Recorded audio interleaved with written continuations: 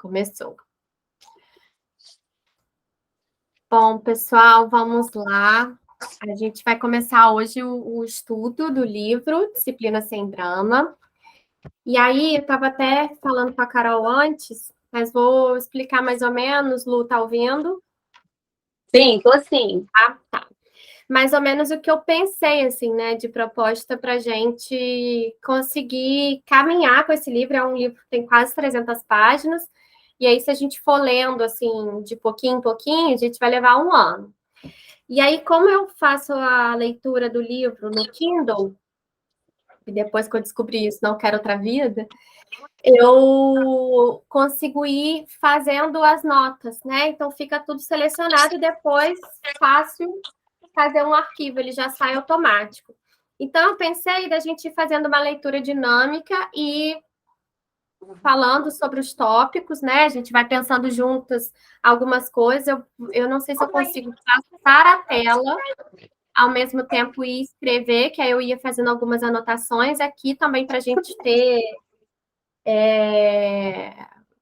Para ir, eu gosto de estudar escrevendo, né? Então, eu acho mais fácil quando a gente vai reforçando. Então, alguns tópicos eu vou botando aqui e nós vamos construindo, né, isso juntos.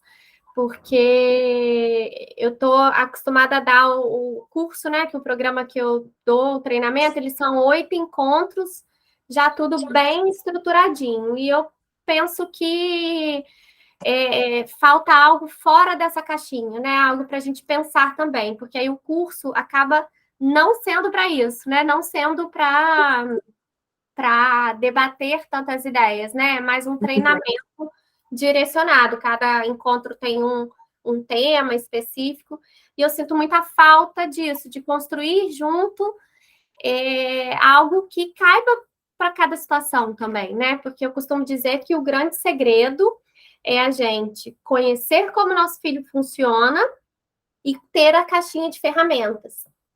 E aí, dessa caixinha de ferramentas, a gente vai incluindo o que cabe em cada situação. E nem sempre, em todas as fases da vida, vão acontecer, a gente vai usar as mesmas estratégias, né? Como, por exemplo, eu não apresentei, né?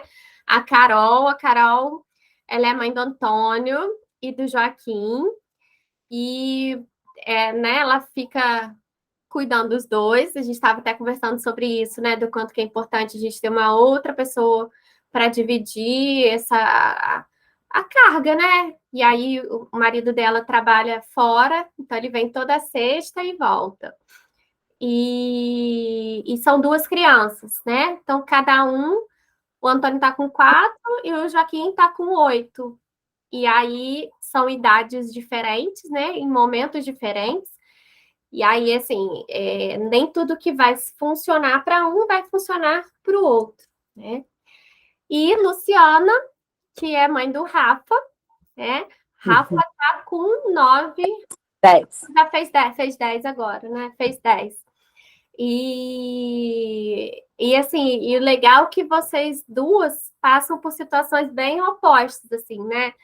O Rafa, por ele ser muito quietinho, muito calminho, muito longinho, ele sofre por um outro lado, né?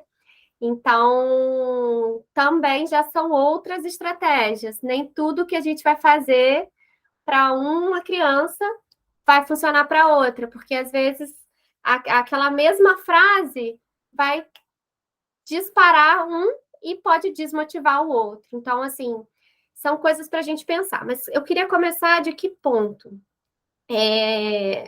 Antes da gente pensar em como fazer, como agir, se colocar diante de situações, de como resolver as problemáticas e situações do dia a dia, eu queria que a gente pensasse sobre essa nova forma de disciplinar, né? Sobre esse nova forma mesmo, né? De educar, uma forma nova de pensar a educação, que é algo muito distante para a gente, né? Algo que a gente não vivenciou, que está sendo construído de um tempo para cá. A gente vem de uma outra realidade e o mundo também era outro. Então, se o mundo está mudando, a vida está acontecendo de forma diferente, a gente também precisa acontecer de forma diferente, porque as mesmas práticas não cabem mais, né? Eu gosto muito de usar o exemplo da tecnologia. Antes, se a gente fosse rude ou fosse autoritário com os filhos, eles iam permanecer em casa e acabou, não tem, acabou. Você não tinha uma outra forma. Hoje, o perigo, né, ele está dentro das nossas casas. Então, assim, eles têm acesso a tudo de uma outra maneira. Então, fica muito mais difícil a gente usar só a ordem. Então, a gente precisa aprender a ensiná-los, aprender a construir um pensamento crítico para que eles possam entender. E só quando a gente entende que a gente coopera. É só quando a gente entende que a gente faz as coisas de mais bom grado, assim, né? De mais boa vontade. Então, vamos lá. Eu vou... Lúcia conseguiu ler o... Li, que você mandou os tópicos. Estou aqui de frente. Isso. Eu vou botar aqui, então... Eu vou botar aqui, então... Deixa eu ver se eu consigo ver. Ah, consigo. Ih, não consigo. Calma aí. Não consigo. Como é que eu faço, gente? Vocês estão vendo a chamada? Consigo ver pequenininho, mas consigo. Eu também estou vendo pequenininho. Se eu fizer... Calma aí, deixa eu achar. Ai, gente, eu não sou a pessoa... Agora aumenta ou não? Mesma coisa. Mesma coisa. Tá. Então, eu vou tentar fazer outra coisa. Calma aí.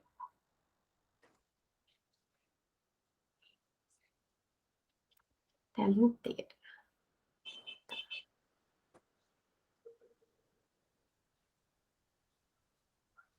Vê agora. Não, agora nada. Você fez uma apresentação, é isso? Compartilhar? Não sei o que... Ah, tá, gente. Eu tenho que apertar, né? Para poder ir, né? Sério, isso aqui. Caso. Ó. Como que tá agora? Sim, Mesmo tamanho. tá pequenininho, mas dá pra gente dar um zoom. Dá? Ah, é verdade, dá. Sim, assim, eu fiz assim e deu um zoom. Eu também consegui, assim. Conseguiu? Só que aí eu não consigo ver vocês, né? Ai, eu acho que eu não vou querer ficar sem ver vocês, não. Calma aí.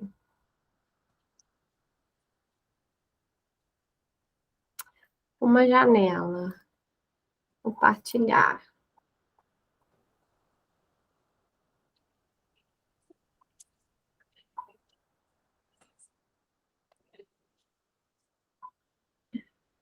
Eu não sei como é que as pessoas fazem isso, gente.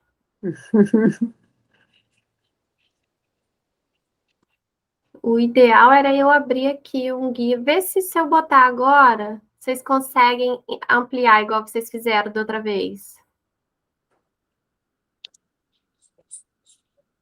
Sim. Sim. Consegue? Uhum. Ah, então vamos embora. Vamos embora, porque aí vai dar no mesmo. Gente, eu não sei como é que as pessoas fazem esse negócio. Eu acho que compartilha a apresentação, não sei. Eu tô compartilhando a apresentação. Ué. Aí fica. Não sei. É.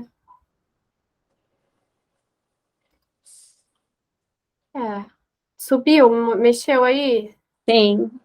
Pois é, eu continuo sem ver vocês. Enfim, vamos indo, a gente lê e quando for discutir, eu volto para a página de vocês. Então, vamos lá. Disciplina sem drama, um guia prático para ajudar na educação, desenvolvimento e comportamento dos seus filhos. E aí, antes de começar a introdução, né, ele já traz algumas reflexões. A primeira coisa é você estar aberto a pelo menos pensar em uma abordagem diferente de disciplina? Bom, vocês estão aqui porque vocês já passaram dessa fase. Uma abordagem que o ajude a atingir suas metas de curto prazo, como fazer seu filho agir da maneira certa, desejada, né, na hora certa, até suas metas de longo prazo, tais como tornar seus filhos pessoas felizes, bem-sucedidas, gentis, responsáveis e autodisciplinadas. Eu costumo dizer, gente, que esse modelo de educação é um investimento tipo de fundo monetário, né? Você vai botando ali um pouquinho, pouquinho, pouquinho, mas a gente só vai colher isso no final. O que a gente vai colher não é visto agora. Pouco a gente vai ver agora, porque na verdade, esse filho que a gente espera, ele não vai acontecer. Porque quando a gente começa a dar esse espaço para o filho, ele vai dar mais trabalho, ele vai questionar mais, porque ele vai querer entender. Então, assim, provavelmente a gente vai ter mais trabalho do que uma educação punitiva, porque a punição ela interrompe o comportamento. Só que ela precisa sempre de reforço, você precisa sempre fazer aquilo, porque ele não muda o comportamento, ele só interrompe o comportamento, né? Então, a ideia é que a gente pense no investimento, porque não adianta a gente passar esse período da vida deles, né, fazendo com que eles esperem chegar à vida adulta para eles se libertarem. Isso é muito ruim. Você passar esse período de construção de algo que é tão importante, esperando sair dali para poder ser livre, para poder fazer o que quiser, é porque não entendeu nada, assim, né? Não entendeu o sentido de estar ali numa família onde a gente tem o apoio do outro para crescer, para ter uma autoestima boa, para ser responsável, para conseguir se autorregular, e nós somos ali a primeira ponte para eles, né, dessa autorregulação. A partir do momento que a gente vai nomeando as emoções, parece uma coisa boba, né? Você vê que a criança está com vergonha, você fala, você está sentindo vergonha? Eles vão fazendo essa associação, igual eles vão aprendendo as palavras. A gente vai falando com eles, né? Eles não respondem, porque eles ainda não sabem falar. Mas não é do dia para a noite que eles começam a falar um monte de coisa, a gente fala, gente, como que eles estavam falando tudo isso? Porque eles vão ouvindo aquilo vai sendo absorvido aos poucos, e de repente eles estão falando. Assim também a gente tem que fazer com as emoções, com as situações de uma maneira geral. Como que eles aprendem a resolver problemas? Pensando junto com a gente como resolver problemas. Então, a gente pode ir ensinando, ao invés dessa educação transversal. Se a gente está tendo um conflito, um problema recorrente na família, e que toda vez que acontece aquela situação, tem aquele mesmo problema. A gente pode sentar com os filhos e falar, tá, nós temos esse problema. Como que você sugere, o que que você pensa que a gente pode fazer para resolver esse problema? E aí a gente traz ele para participar da família, para ser parte integrante. Porque o que que eles querem? Se sentir conectados e pertencendo. Quando eles não se sentem conectados e pertencendo, eles vão se esforçar para quê? Para que eles vão ser melhores, né? Eles ficam desmotivados. Então, vamos lá. Vamos passar um pouquinho agora para a introdução. Quem quer ler os tópicos aí da introdução? Quer começar, Carol?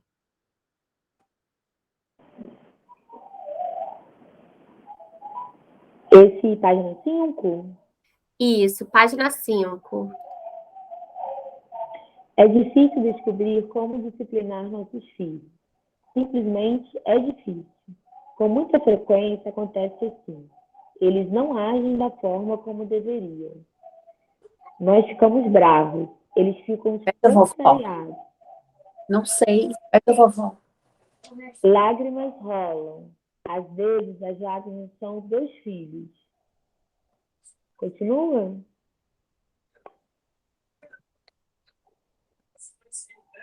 Continua? Eu parei de... Eu fechei o microfone. Pode continuar. Tá.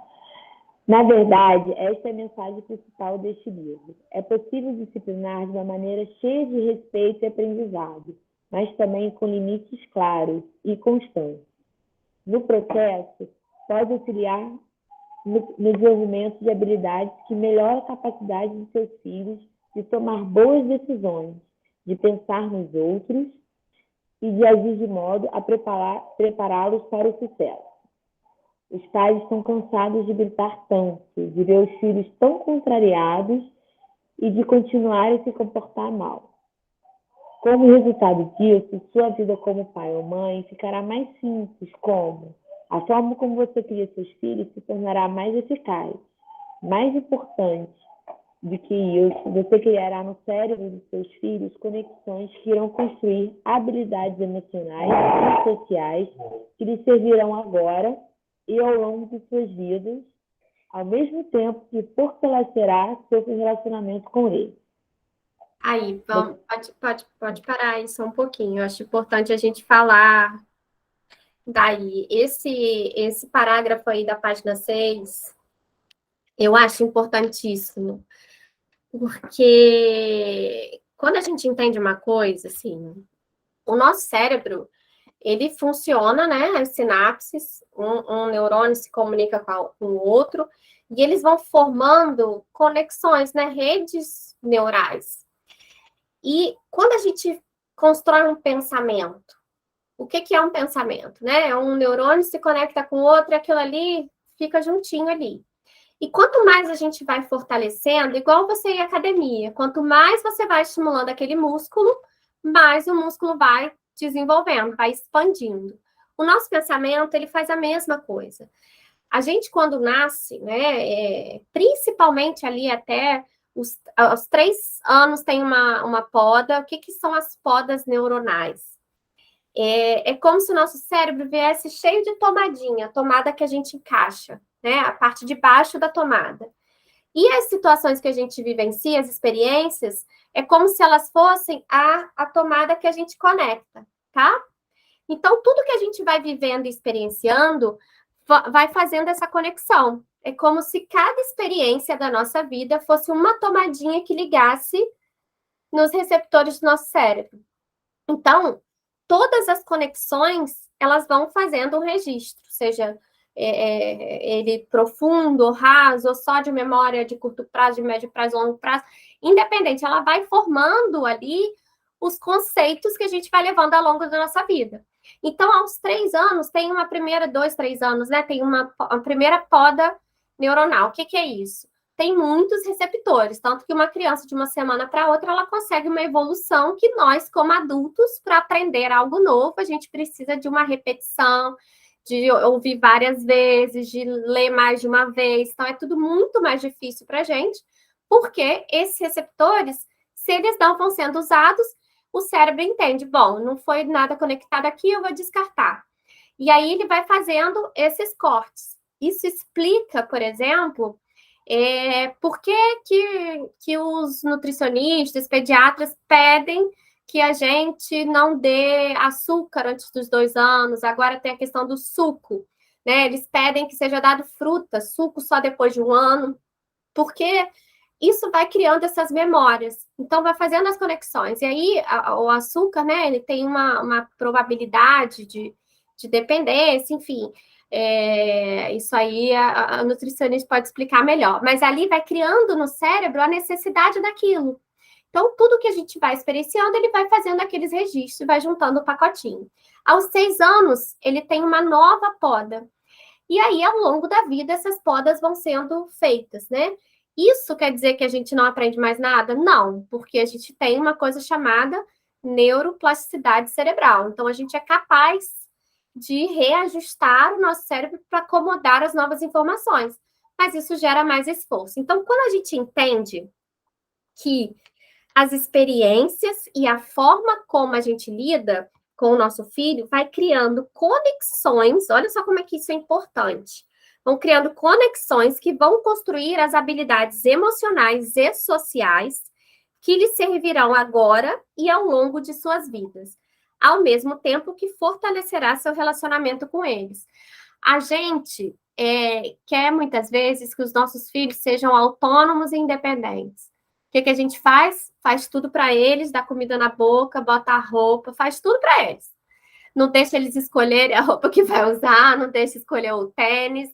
E aí a gente quer que lá na frente eles façam tudo por eles, que eles não entrem em relacionamentos abusivos, que eles saibam ser assertivos. Mas quais foram as conexões que a gente criou ao longo da vida?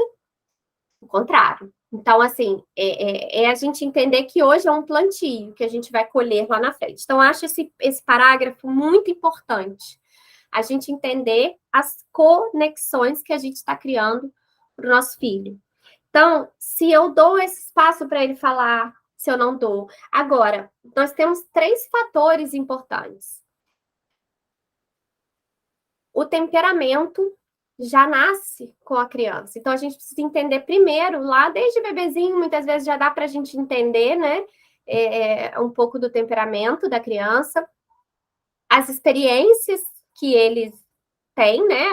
As experiências que eles vivem, e a convivência. O que é a cultura, a família ali, o convívio que ele tem, o que aquilo apresenta para ele. E o que ele vai formar, como ele vai ler tudo isso, vai se transformando no sujeito, né? Então, é uma soma de coisas, nunca é um fator específico. Então, nós somos uma grande parte disso. Principalmente quando a gente consegue perceber como é o temperamento do nosso filho, como ele funciona, e pega essas ferramentas e encaixa ali, né? E aí, nisso, inclui também a gente saber o que é esperado para o desenvolvimento de cada idade, enfim, tudo isso está dentro desse balaio aí, né? Entender esses são 3 grupos. Como o nosso filho funciona, o que é esperado para a idade e as ferramentas. A gente mistura esses 3, mais ou menos isso. Vocês querem colocar alguma coisa até aqui? Pode falar, gente. Vamos lá, Lu, lê aí, página 7.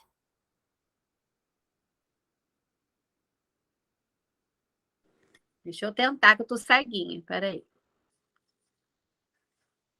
Você será capaz de encará-lo? Eu não consigo, não estou conseguindo enxergar direito. Não apenas como as. Eu vou aqui, então. Lê aí, tá muito pequenininho para mim. Teria que pegar os óculos. Você será capaz de encará-los não apenas como as temidas situações de disciplina cheias de raiva, frustração e drama, mas como oportunidades de se conectar com seus filhos e redirecioná-los para o comportamento que atende melhor a eles e toda a sua família. Eu acho que esse tópico a gente vai falar muito lá no segundo encontro, que a gente vai entender como é que o cérebro funciona e por que a gente sente tanto essa raiva, essa frustração e se envolve ali, né? Isso tem muito a ver com o funcionamento do nosso cérebro e do cérebro da criança. Então, a gente vai aprender a entender e fazer as conexões certas, né? Fazer um cérebro se conectar com o outro. Descobertas recentes e importantes sobre o cérebro nos proporcionaram uma visão profunda das crianças, do que elas precisam e de como discipliná-las de forma a promover o desenvolvimento mais adequado.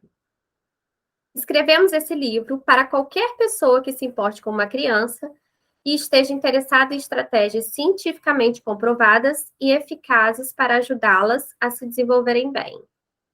Eu acho fantástico isso, que são 2 médicos, são 2 médicos escrevendo esse livro. Então, quando isso chega, assim, né, numa comunidade tão fechada, né, tão medicamentosa, tão categórica, assim, e começa a entender as coisas de uma outra maneira, eu acho isso um ganho muito grande, um avanço muito grande. Esperamos que todas as crianças tenham cuidadores que reflitam sobre a maneira como interagem com elas e, quando necessário, as disciplinem de modo a promover suas habilidades e melhorar seu relacionamento com elas. Claro, quando estamos irritados, podemos ter a impressão de que queremos punir os nossos filhos. Irritação, impaciência, frustração ou simplesmente insegurança nos faz sentir isso. É totalmente compreensível, até mesmo comum, mas depois que nos acalmamos e limpamos o ovo cru no cabelo, né, alguma situação que estava narrando ali, sabemos que o castigo não é a nossa meta principal. Então, o que realmente queremos? Qual é o objetivo da disciplina, assim, né? Onde é que entra o castigo? Essa questão do castigo e da punição, a gente precisa pensar, falar e treinar, porque é algo muito intuitivo, né? A história da punição na nossa cultura é algo muito antigo, muito enraizado. Vem sendo construído ali na nossa estrutura desde os escravos, né? Então, se a gente parar para pensar como que a gente hoje chegou esse lugar da punição, por que a gente tem essa necessidade de punir, assim, isso vem de muitos anos atrás. Então, existe uma história, uma hora a gente conversa sobre isso, assim, para a gente entender que às vezes a gente acha que está fazendo aquilo porque a gente quer ou não quer, mas a coisa é muito mais inerente à nossa vontade, né? Bom, a palavra disciplina vem diretamente do latim disciplina, que é do século, que até o século XI foi usada para se referir a ensinar, aprender e dar instruções. Assim, desde o princípio, disciplinar significa ensinar. Que sempre que disciplinamos nossos filhos, nosso objetivo global não é punir ou castigar, mas ensinar. A raiz disciplina é a palavra discípulo, que significa aluno, pupilo e aprendiz. Então, eu já começo a buscar aqui aquela reflexão sobre o modelo, né? Qual modelo nós estamos sendo, né, para os nossos filhos? E é mais ou menos isso, né?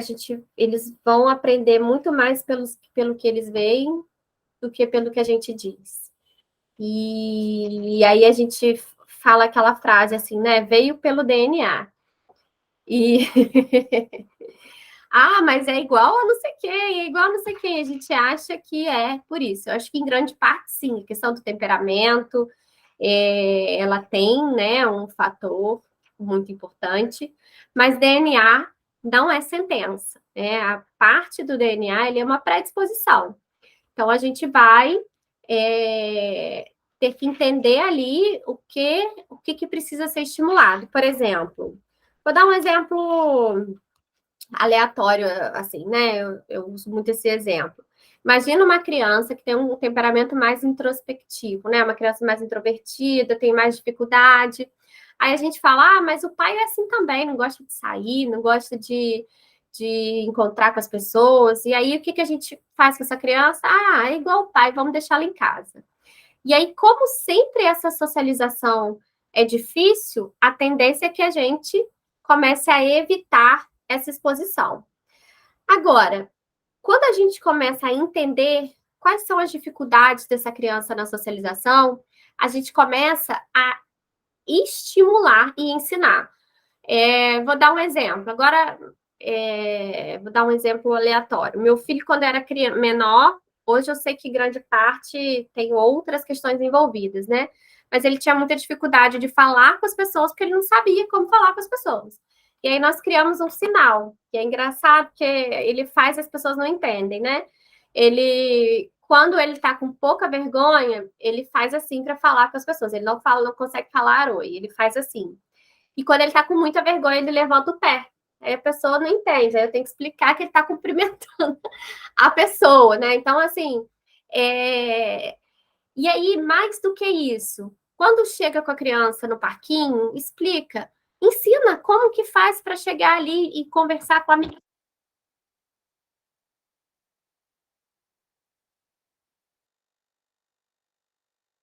Ficou sem som.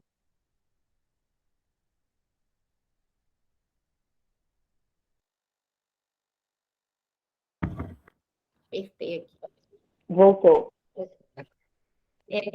Explica como que faz, né? Como a gente conversa, são coisas que muitas vezes são óbvias para a gente e a gente acaba esquecendo de falar, né? De explicar como que pode fazer, né? Quando tem um problema, como que você pode fazer, como resolver, porque às vezes é mais fácil a gente dizer como que a criança tem que fazer. E a gente esquece de construir também junto com eles e ir direcionando, mas não no sentido de ordem, tá? Mas no sentido de ajudá-lo a pensar, né? Criar possibilidades para que eles pensem também. Punição. A punição pode interromper um comportamento a curto prazo, mas ensinar oferece habilidades. Aí entrou mais um pai, calma aí. Habilidades que duram a vida toda. Olá, Wander. Oi, boa noite. Boa noite. Um atraso aí, mas eu vou ficar escutando aqui. Tá, a gente está fazendo uma leitura do compilado que eu mandei, porque se a gente for ler o livro, né, para estudando tópico por tópico, a gente vai levar muito tempo. Então, eu achei que seria válido, né, a gente ir seguindo mais ou menos aqueles destaques que eu mandei. A gente está na página 8. Tá, pode dar continuidade. Eu, não... Tá. eu comprei o livro, mas ainda não chegou. Então... Ah, tá. Mas tem o documento que eu mandei no grupo. Tem um documento, se você quiser ir acompanhando por lá, mas fica à vontade.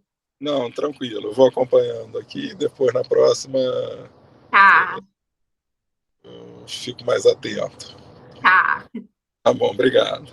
Nada. Vamos lá. E aí, ficou decidido que iria recuperar o significado de disciplina, para a gente conseguir diferenciar disciplina de punição. E aí, entender que nossos filhos precisam aprender habilidades, né? E tais como inibir impulsos, administrar sentimentos de raiva e levar em consideração o impacto dos seus comportamentos sobre os outros. Eu acho que isso aqui resume muito, né? Porque se a gente consegue inibir os impulsos, administrar os sentimentos de raiva, né? Administrar, porque raiva é uma emoção extremamente importante, como qualquer outra. A gente até fala isso aqui, né, Lu? O Rafa, posso falar um pouquinho, sim? O Rafa, ele tem um grau de empatia muito grande e a raiva que ele sente é pouca para fazer ele se posicionar diante das situações. Ele precisaria sentir mais raiva. Isso também é uma forma de desregulação que gera tantos problemas e consequências quanto quem desregula para mais, né? Quem sente a raiva desproporcionalmente maior, né? A dele é desproporcionalmente menor, vamos dizer assim. E isso gera problemas do mesmo jeito, assim, né? Que faz com que muitas vezes a criança não consiga até mesmo se defender. Se coloque em uma situação de vulnerabilidade, pelo contrário, né? Vamos dizer assim. Então, se a criança consegue administrar as emoções, o que a gente chama de regulação emocional, que a regulação emocional, ela precisa ser mediada por um adulto, né? Só lá depois, entre 4 e 6 anos, que eles começam a conseguir, com mediação, a se autorregular. Mas o nosso cérebro, ele vai amadurecer mesmo lá, tem falam 30 anos, né? Mas ali por volta de 20, 25 anos já tem mais uma resposta. Mas se a gente for parar para pensar, até 2 anos, o processo de cognição ainda não iniciou, né? Eles começam a desenvolver mais a parte frontal do cérebro depois dos 2 anos, que o sistema nervoso central já está desenvolvido. Então, tem todo um processo ali. Lu, quer falar alguma coisa? Não? E aí tem todo um processo de desenvolvimento biológico. Então, muitas vezes, aquilo que a gente espera que eles façam, o corpo deles ainda não está preparado para dar conta daquilo, né? Então, a gente também precisa entender esse tempo aí do desenvolvimento deles, né? O cérebro, ele começa ali a ter mais condição de dar conta de alguma coisa, principalmente emocionalmente, assim, por volta dos 3 anos. Porque 2 anos começa esse processo, né, mais de entendimento das coisas, porque antes é tudo muito condicionamento, tá? É mais estímulo-resposta. Ele chora, tem a comida, ele faz isso, tem aquilo. Então, é muito condicionamento. O processo mesmo cognitivo, de entendimento cognitivo, não é que ele não consiga fazer as coisas antes, mas ele faz meio que de forma condicional, né? Tem um condicionamento. Então, depois dos 3 anos, que ele começa a entender mais, depois dos 2, né? 2 anos e pouco, cada criança tem um tempo ali, varia um pouco, tá? Não tem essa coisa também de que cada criança tem seu tempo eternamente, né? Tem um limite aí para isso. Coisa.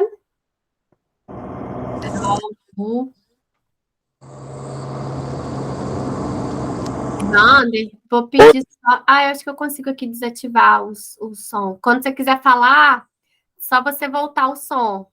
Não, tranquilo, tranquilo. Tá. Acho que eu consigo parar aqui. Consegui. Isso. E aí. Carol, Lu, você quer falar alguma? Vocês querem falar alguma coisa? Não, tranquilo. Tranquilo? Tá cansativo? Tá como aí, Lu? Tô achando bom, o ritmo tá bom. Então tá. A disciplina sem drama, como descreveremos nas páginas seguintes, ajudará seus filhos a se tornarem as pessoas que eles querem ser, a melhorarem sua capacidade de autocontrole, a respeitarem os outros e a terem relacionamentos profundos e viverem vidas corretas e éticas. Apenas pense nesse impacto causado nas gerações futuras à medida que seus filhos criem outros filhos com esses mesmos dons e habilidades. Então, assim, gente, é uma onda que a gente está começando e que o impacto disso, a ideia é que isso vá transformando as próximas gerações. Do mesmo jeito que hoje a gente sofre o impacto das gerações anteriores, né, como eu estava falando aqui, né, da história da punição, quanto que essa coisa da punição, historicamente, ela tem uma raiz profunda na gente, a gente está querendo criar essa raiz profunda numa educação mais respeitosa, com firmeza, mas com respeito também à criança, entendendo que ela é um ser completo, ela não é só um acessório, como era antes, né? Onde mesmo os pais não estavam nesse lugar, muitas vezes, de responsáveis por criar essa criança, né? A criança, muitas vezes, era criada pelas amas, pelas funcionárias, pelas babás. Então, assim, hoje, você vê, o Wander tá aí, não vai me deixar mentir. Antigamente, os pais não tinham acesso à criança, né? Era coisa da mãe, era uma função única e exclusiva da mãe e das mulheres da casa. Então, o homem chegou, né, muito recentemente na criação dos filhos, participando ativamente, né, na criação, nos cuidados, porque era só uma função da mulher antigamente. Então, assim, a gente precisa pensar no impacto que a gente está gerando para as próximas gerações. Mas o objetivo óbvio em todas as situações é obter a cooperação e ajudar a criança a se comportar de maneira aceitável, como usar palavras gentis, pôr roupa suja no cesto e evitar comportamentos inaceitáveis, como colocar o chiclete debaixo da carteira. Só um exemplo, né? Para muitas pessoas, esse é o único objetivo, obter cooperação imediata. E isso não vai acontecer, né? Não é uma coisa que vai acontecer imediatamente. Elas querem que os filhos parem de fazer o que não deveriam estar fazendo e comecem a fazer o que deveriam. É por isso que pais usam com tanta frequência frases como: parem com isso agora, e o eterno porque sim. Porque sim e porque não, né? Não é só porque sim. Mas, de verdade, nós queremos mais do que uma simples cooperação. É claro que queremos evitar que a colher do chá da colher do café da manhã se transforme em uma arma. É claro que queremos promover ações gentis e respeitosas e reduzir os insultos e a agressividade. Mas existe um segundo objetivo. Ele se concentra em instruir os nossos filhos de maneira a desenvolver habilidades e a capacidade de lidar com a resiliência em ver situações desafiadoras e frustrantes, desencadeando tempestades emocionais que podem fazê-los perder o controle. Vocês já perceberam que hoje a frustração, ela não está inerente mais, né? A gente precisa muitas vezes gerar a frustração dos nossos filhos. E isso é algo difícil, porque as coisas são mais fáceis de certa forma hoje. Pensa comigo, antigamente, na minha idade, quando eu era criança, você comer um lanche era uma coisa assim, não era uma coisa de final de semana, era uma coisa de uma vez, sei lá, cada quantos meses. Comer um McDonald's, você tinha que sair da cidade. Para ir a um shopping, você tinha que sair da cidade. Então, as coisas eram muito mais de difícil acesso. Então, frustrar aquela criança que não poderia ter as coisas porque não podia, não era a mãe e o pai que estavam frustrando, era o próprio mundo. Se você quisesse ver o desenho, era o desenho naquela hora. Se ele quisesse ver outra hora, não era a mãe ou o pai que estava proibindo de ver aquela, né? Não é o pai e a mãe chato que estão falando, não. Era o mundo que fazia isso naturalmente. Então, hoje, a gente precisa criar essas frustrações, né? Assim, não é que a gente tem que frustrar os nossos filhos, mas se a gente não tiver ali um objetivo claro, regras claras, uma rotina, uma estrutura que a gente precisa criar, a gente não consegue ter o controle disso, porque é muito difícil, a televisão tá ali, o videogame tá ali, você dizer pro seu filho que tá de cara para cima fazendo nada, que ele não pode ir ali, porque agora não é a hora da tela. Então, acaba isso gerando um desgaste muito maior. Então, isso acaba gerando mais possibilidades dessas tempestades emocionais, que a gente também pode chamar de birra, né? Essa palavra nem é muito usada porque acaba sendo uma coisa pejorativa. Tempestade emocional é quando a criança ou adulto também, que nós temos tempestades emocionais, né? E não consegue regular. O que é inteligência emocional? Eu gosto muito de usar com meus pacientes um exemplo. Eu pego uma bolinha perereca dessa pula-pula, né? Quando a gente joga uma bolinha no copo d'água, o que é inteligência emocional? Imagina que a bolinha é um problema.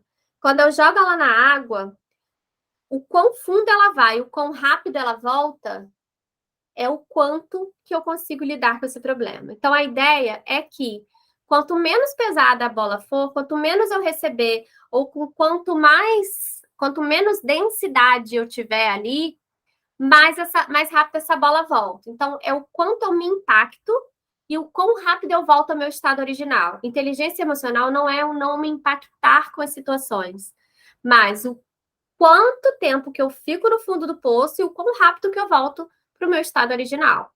Então, não é que a gente espere que os nossos filhos não sintam o impacto das coisas, porque isso é do humano, isso vai acontecer, isso precisa acontecer, porque as emoções, elas são uma forma de comunicação. Então, a gente consegue se comunicar através das emoções. Elas comunicam para a gente o que a gente está, qual a interpretação que a gente está tendo da situação, seja ela interna ou externa. Então, elas são importantes. Mas, quanto melhor eles conseguirem lidar com as situações, mais rápido eles voltam para o estado original.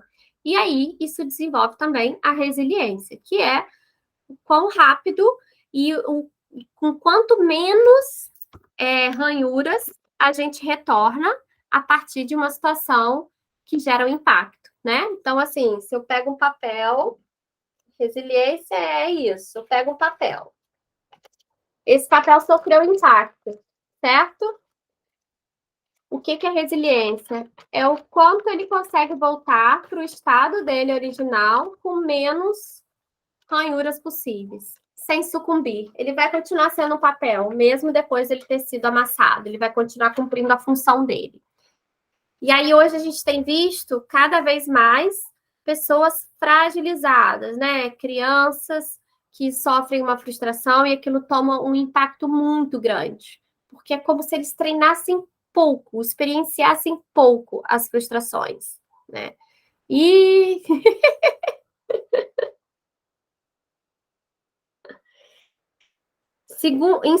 esse segundo objetivo importante tem a ver com ajudar as crianças a desenvolverem autocontrole e uma bússola moral, para que mesmo quando não tem uma figura de autoridade perto, sejam ponderadas e conscientes. Pronto, aqui é o X da questão. Por que que a punição não funciona? Porque a punição precisa ter uma autoridade perto. Se a gente sai de perto, a punição para de funcionar. Então, é aquela diferença, né?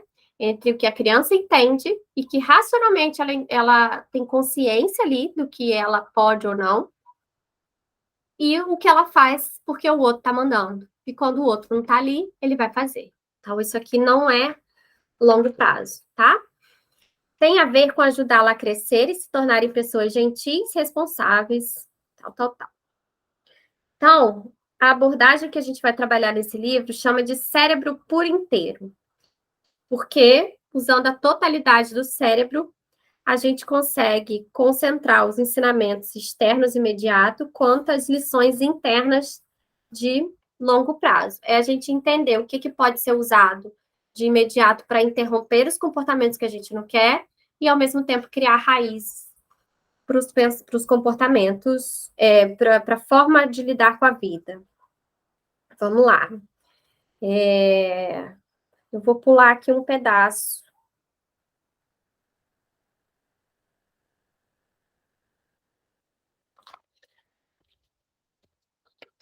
Porque eu acho que aqui já está repetindo.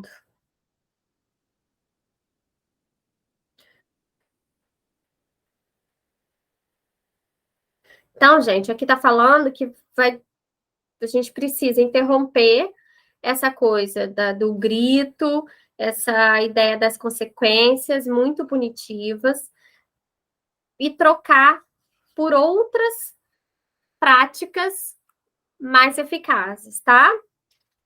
Eu acho que aqui ele fica repetindo. Então, a primeira coisa que vai falar é que a gente precisa criar uma conexão com o nosso filho. Imagina, se alguém manda você fazer alguma coisa e você não tem vínculo nenhum com essa pessoa, você vai fazer? Você não vai fazer. A gente não vai fazer, porque a gente não tem vínculo com aquela pessoa, por que aquilo que ele está falando realmente eu vou seguir? Eu não vou seguir. Então, a primeira coisa, a gente precisa criar conexão com a criança, para aí a gente ir construindo essa relação. E aí, ele vai dizer aqui na página 15 que quando os nossos filhos estão se comportando mal, significa que estão precisando se conectar com a gente. Tá? Se vocês puderem escrever aí. Esse é outro pedaço aqui, a gente já falou.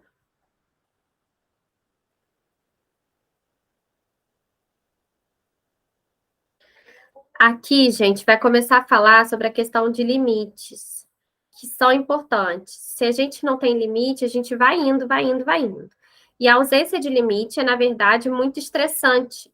E crianças estressadas são mais reativas. Muitas vezes, o que a gente faz? A gente coloca as regras e limites, mas funciona muito de acordo com o nosso humor. Se hoje a gente está com mais paciência, a gente deixa um pouco mais. Se agora a gente está com menos paciência, a gente deixa menos. E as regras, a rotina, elas precisam ser consistentes, coerentes, né? Elas precisam ter uma coerência, não adianta uma coisa que funciona para um não vai funcionar para outro. Então, ela precisa ter uma coerência. Por exemplo, a regra é fazer o dever toda vez que chega em casa, da escola. Mas, às vezes, é a hora que passa o desenho que a criança gosta. Então, não adianta, porque aí ele vai estar ali querendo fazer outra coisa. Ele não vai fazer nenhuma coisa nem outra. Então, entender também o contexto ali para botar algo que funcione. E isso precisa ter uma constância, né? Ela precisa ser constante, ela não pode variar de acordo com o nosso humor, de acordo com o que de como que a gente está, né? Então, depois que a gente se conecta e ajuda eles a se acalmarem, né? A gente consegue escutar e compreender o que eles estão dizendo. Só depois que a gente entende o que está acontecendo é que a gente pode redirecionar e ajudá-los a ver uma melhor maneira de lidar com eles. Carol, você quer usar de exemplo hoje? Hoje não, foi ontem, né? Da calculadora. Isso. Vamos lá, fala aí um pouquinho. Eu levei os dois na papelaria e aí eu deixei cada um escolher o que estava precisando. E o mais novinho não tinha calculadora, me pediu uma calculadora. E o mais velho comprou outras coisas e não comprou calculadora porque ele já tinha. Só que eu acho que ele gostou da novidade. E aí, quando chegou em casa, mesmo com a calculadora dele, ele resolveu negociar com o irmão, que é mais novo, tem 4 anos, para trocar de calculadora. Eu estava em casa, mas eu não estava no mesmo cômodo, eu não participei, eu não vi. E aí o mais novo, depois que trocou, disse que não queria mais trocar.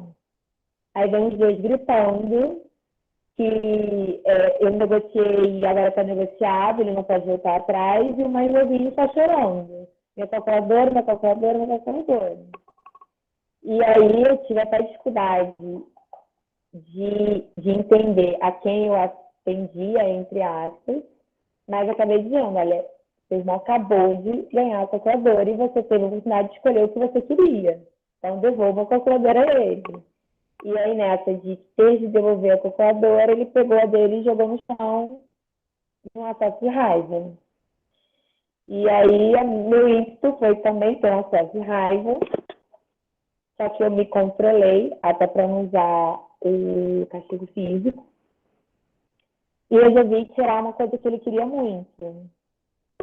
E aí ele ficou muito triste, chateado, recorreu ao avô, meio que teve uma negociação entre a gente, e no final das contas ele não acabou perdendo aquilo que ele queria muito.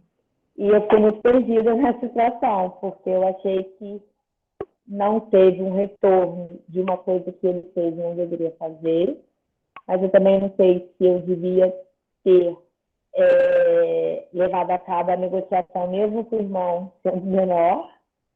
Então, eu não sei se eu agi certo ou errado. Fiquei um pouco perdido. O que é legal disso, assim, Carol? Porque ali, independente do certo e errado, o que a gente precisa ver? A oportunidade. Ali foi uma grande oportunidade para a gente conseguir ajudá-lo a pensar o quê? Seu irmão tem a metade da sua idade. Então, assim, algumas coisas que você vai fazer ou negociar com ele, ele está em desvantagem. Aí a gente conversando até usou o exemplo. Imagina que um menino mais velho, sei lá, passe a perna em você, alguma coisa de figurinha, ou tenha mais malícia e venha tirar vantagem de você, porque ele é mais velho e tem mais experiência. E aí ele conseguiu entender que ele estava fazendo a mesma coisa com o irmão, porque é óbvio que ele sabia, óbvio, né? Ele sabia que ele estava fazendo uma coisa em que ele seria beneficiado, né? Mais beneficiado do que o irmão. E aí, ali, olha quanta coisa que a gente trabalha só na conversa. Porque a ideia não é ele ser punido para ele aprender a não fazer isso outra vez. A ideia é ele entender o que aconteceu, conseguir se colocar no lugar do irmão, para ele desenvolver empatia, desenvolver um senso de responsabilidade ali também, né? Porque o irmão dele é menor. Ele não é que ele tenha responsabilidade com o irmão, tá? Mas uma responsabilidade até afetiva mesmo, de que ele sabia que o irmão entendeu o negócio, ficou triste e o irmão não tinha condições ainda de analisar toda a situação e julgar se ele queria ou não trocar ali, né? Eu imagino, conhecendo Joaquim, que ele também tem ali o jeito dele de fazer o outro, tá, toma para poder, né, separar, né? Então, e ali foi uma grande oportunidade para ele aprender tudo isso, para ele se desenvolver ali.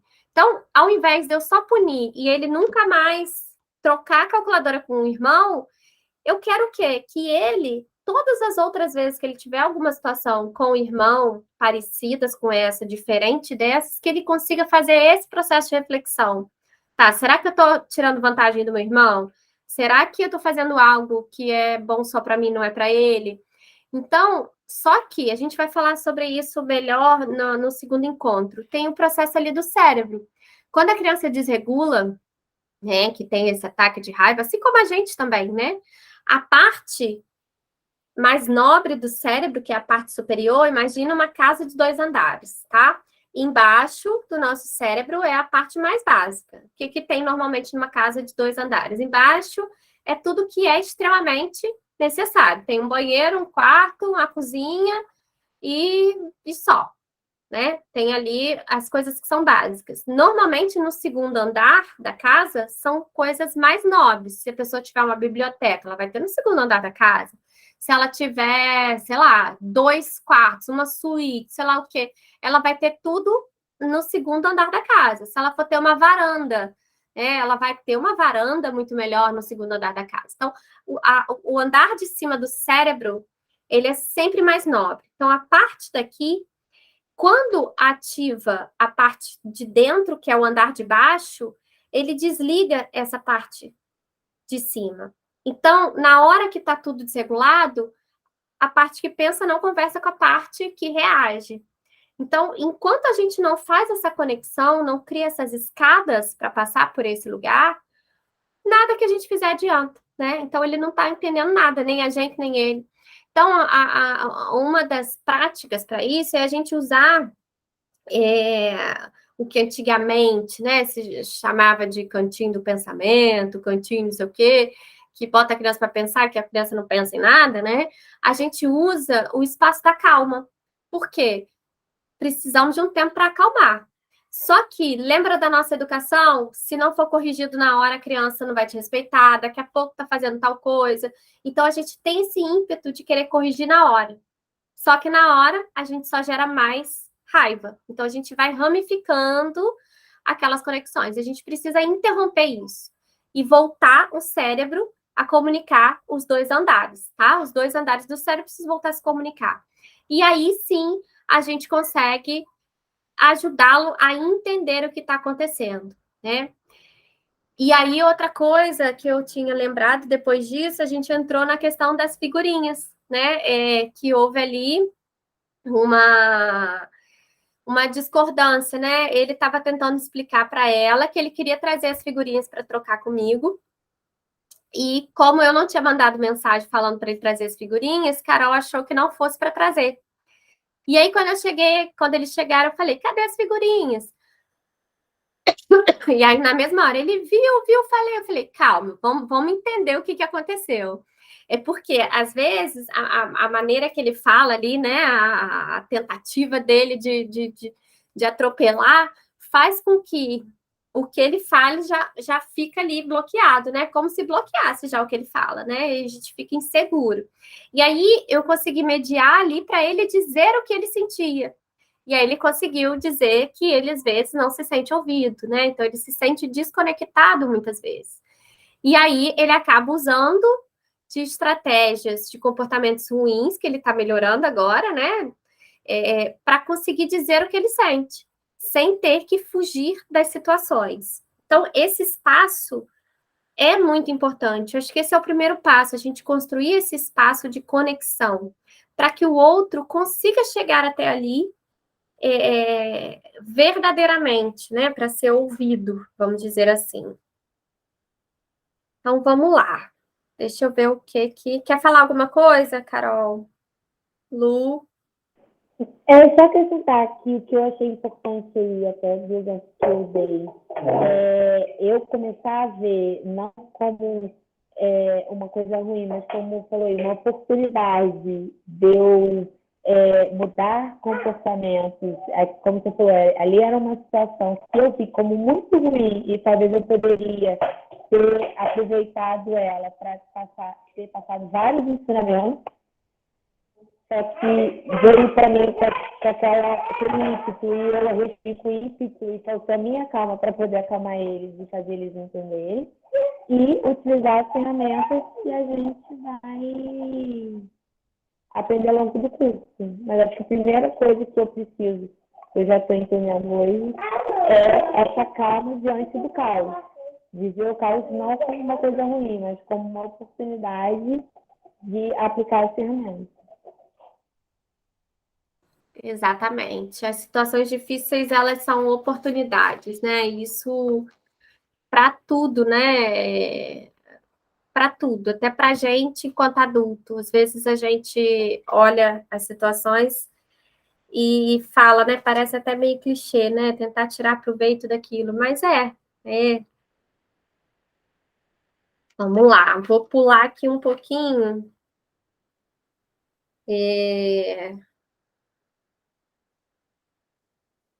Eu vou pular lá para a página 25. Tá? Vamos lá. Em vez de sermos reativos, nós queremos ser proativos com relação aos nossos filhos. Então, é mais ou menos isso que a gente está falando.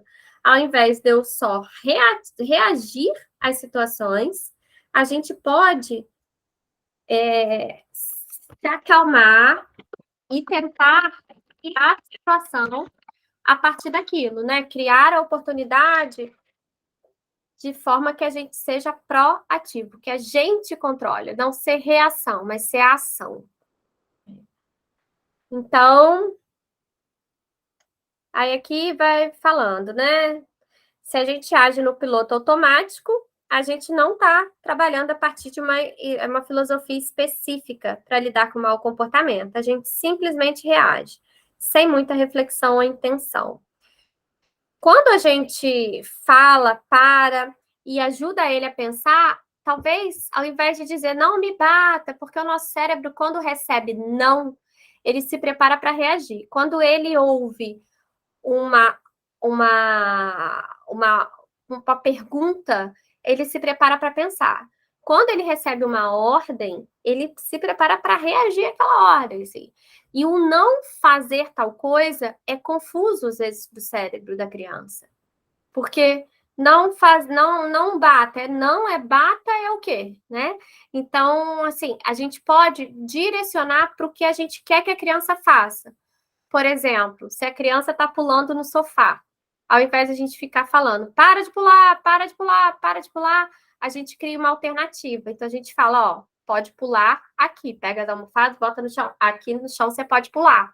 Então, quando a gente começa a mudar também alguns comandos, as coisas vão ficando diferentes, porque a gente para de esperar que eles obedeçam e começa a direcioná-los para o que a gente gostaria que eles fizessem.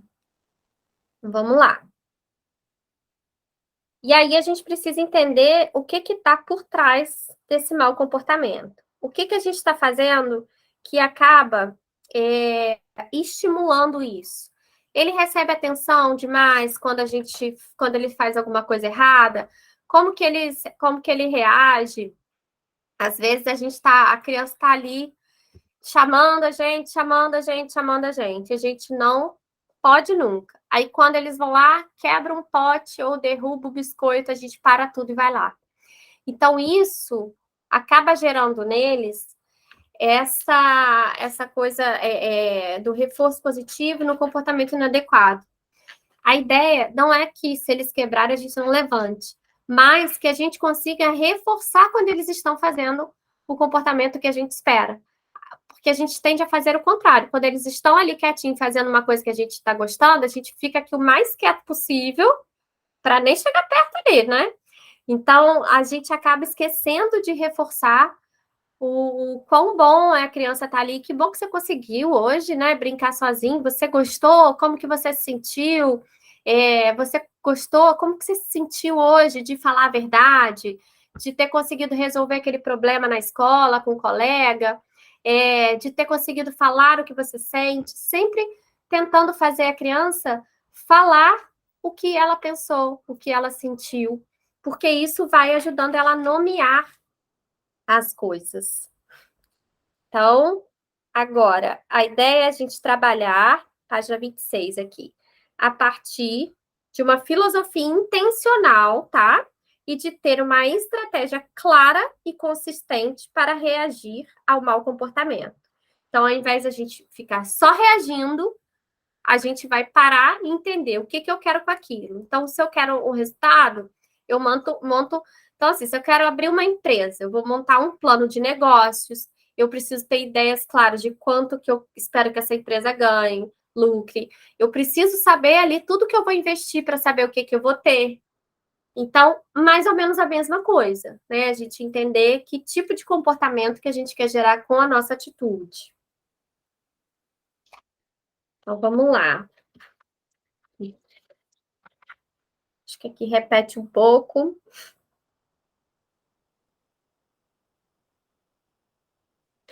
Então, ó, página 27, que eu acho importante a gente falar. Antes de reagir a um mau comportamento, vamos fazer 3 perguntas simples. Se vocês quiserem anotar. 1, por que meu filho está agindo dessa maneira? 2, que lição eu quero ensinar nesse momento? E 3, como eu posso ensinar melhor essa lição? Porque às vezes, né, a gente ensina, mas não necessariamente é da melhor maneira que a gente pode ensinar. A gente poderia ter uma forma de fazer melhor, vamos dizer assim.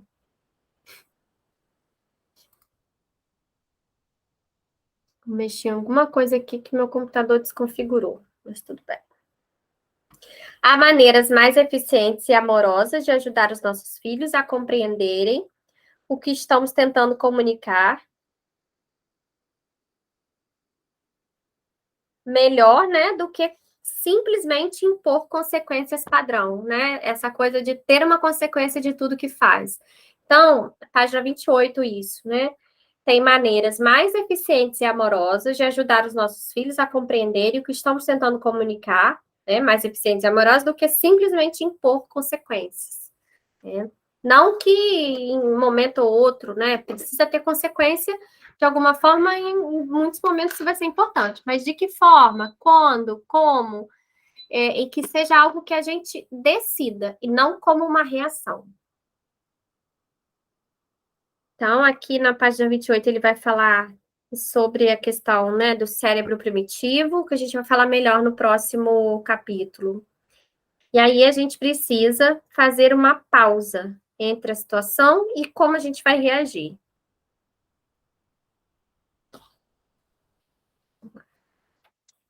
Na verdade, quando uma criança de 4 anos não bate e age perfeitamente o tempo todo, ficamos preocupados sobre os laços dessa criança com os pais.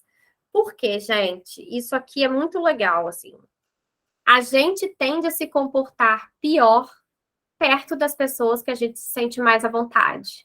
Isso é um instinto de proteção, né? Então, por isso que muitas vezes a gente ouve aquela frase: a criança estava ótima, foi só você chegar que ele, né, tá se comportando mal. Então, muitas vezes, não é que a criança estava ótima, ela estava contendo todas as emoções para depois poder extravasar, poder, né? E a gente adulto faz muito isso, tá? A gente trata mal, muitas vezes, as pessoas que a gente tem garantia do amor. Então, a gente tende a ser muitas vezes grosseiro, responder de forma ríspida com quem é mais próximo da gente, com quem a gente tem garantia de que não vai embora, de que não vai deixar de amar, vamos dizer assim, de uma maneira bem a grosso modo, né? Então, se a gente parar para pensar, a gente faz muito isso como adulto. As crianças fazem a mesma coisa.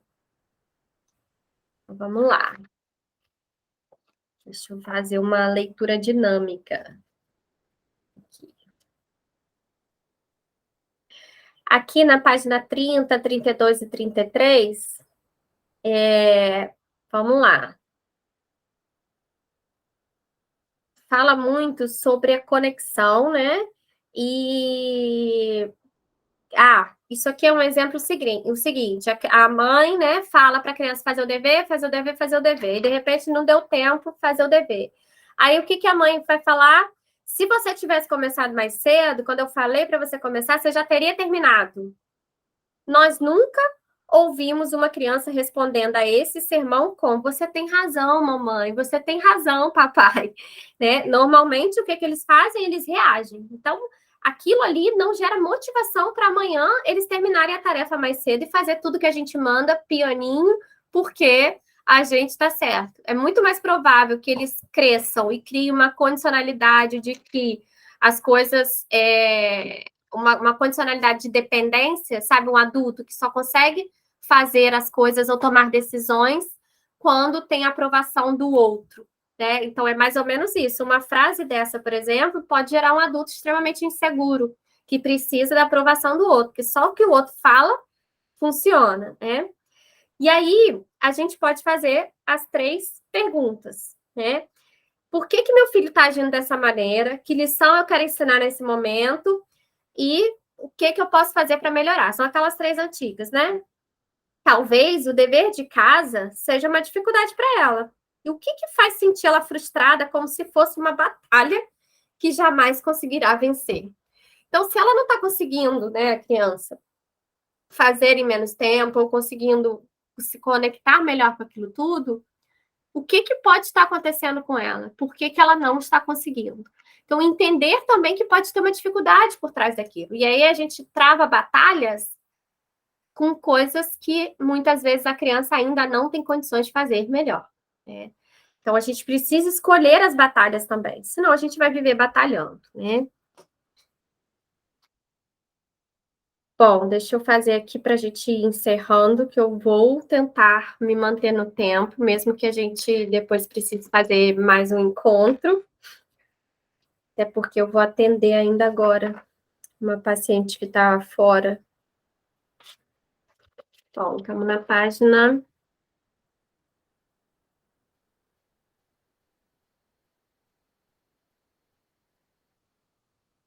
Bom, uma coisa que eu já entendi. Eu vou selecionar melhor os tópicos de destaque. E aí eu vou ter que controlar minha mão na hora de grifar tudo, tudo no Kindle. Mas para encerrar, depois a gente volta em alguns tópicos daqui, mas para encerrar eu queria deixar essa frase que está no final do capítulo. A disciplina sem drama não foca apenas em tratar as circunstâncias imediatas e o comportamento a curto prazo, mas também em construir habilidades e criar conexões no cérebro que a longo prazo ajudarão os filhos a fazer escolhas cuidadosas e a lidar bem com as suas emoções, o que significará precisar cada vez menos de disciplina, né? Como que você está saindo com isso? O quanto você é intencional quando disciplina seus filhos. E aí, no final do capítulo, depois vocês vão percebendo que tem algumas perguntas para vocês refletirem. Quem não tem um livro ainda, eu vou mandar fazer uma foto e mando para vocês. Deixa eu ver quantas perguntas. São 8 perguntas. 8 perguntas, assim, para refletir mesmo. Eu tenho uma filosofia de disciplina. Quando a gente não tem uma coisa em mente, fica mais difícil a gente se sentir seguro. Porque parece sempre que a gente está naquela coisa. Será que eu fiz certo? Será que eu deveria ter feito outra coisa? Será que... Então, assim, quando a gente entende a filosofia, não são as práticas, tá? Porque as práticas a gente vai testar de um jeito, vai tentar de outro. Mas o que eu quero daquilo? Isso precisa estar claro. O que eu quero com as minhas atitudes? O que eu quero gerar no meu filho? Porque criança que se sente mal, ela se comporta pior, né? A gente tirou essa ideia de que fazendo os filhos se sentirem mal, eles vão se comportar melhor. E a gente não é assim. Se a gente tem um chefe, né? Um chefe, um amigo, alguém que é extremamente crítico e está o tempo inteiro cobrando, reclamando, a gente olha para a cara daquela pessoa e fala, que saco. Não quer nem ouvir o que a pessoa tem para dizer. Então, isso vai minando as nossas relações, né? Vai fechando os nossos canais ali de conexão com os nossos filhos. E aí, a outra pergunta, o que eu estou fazendo está funcionando? Eu me sinto bem em relação ao que estou fazendo, né? A prática que eu estou usando faz eu me sentir bem? Meus filhos se sentem bem em relação à minha filosofia de disciplina? Eu me sinto bem em relação às mensagens que estou comunicando aos meus filhos, aquela coisa do nosso autocontrole, né? Quanto da minha abordagem se parece com a dos meus pais? Como os meus pais me disciplinaram?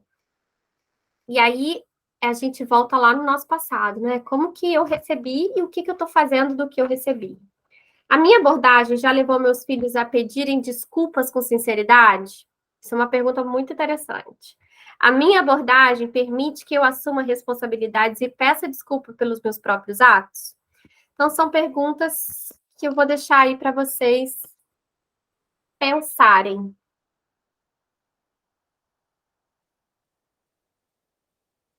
Combinado? Combinado. Bom, o que eu vou fazer? Eu vou otimizar os tópicos para a próxima semana, porque eu já vi que não dá para ser tudo que eu marco. Eu vou ter que selecionar ainda dentro do que eu marco, para não ficar muito repetitivo, para a gente conseguir falar mais. Combinado? Bom, gente, hoje foi o primeiro encontro, está sendo uma novidade para mim também, né? Esse modo de estudo de livro. Eu acho que quando a gente faz as coisas junto, funciona muito melhor do que a gente sentar, às vezes, para ler sozinho, para pensar sozinho. E queria que esse fosse um espaço até mais para a gente construir juntos do que algo estruturado, como eu falei no começo, né? A ideia é que não seja algo estruturado, mas que a gente vá construindo esse espaço de cooperação entre nós mães também, né? E pais também. Vamos ver se semana que vem tem mais gente para o ao vivo, que está todo mundo esperando o negócio gravado, mas depois que eles assistirem o gravado, né, entenderem também a importância de participar, na próxima eles devem aparecer por aí. Tá certo? Tá bom, obrigada. Um beijo para vocês. Beijo, foi ótimo, Thaís. Obrigada, Lu. Beijo, beijo. Wander, espero você semana que vem. Carol, beijo. Boa noite.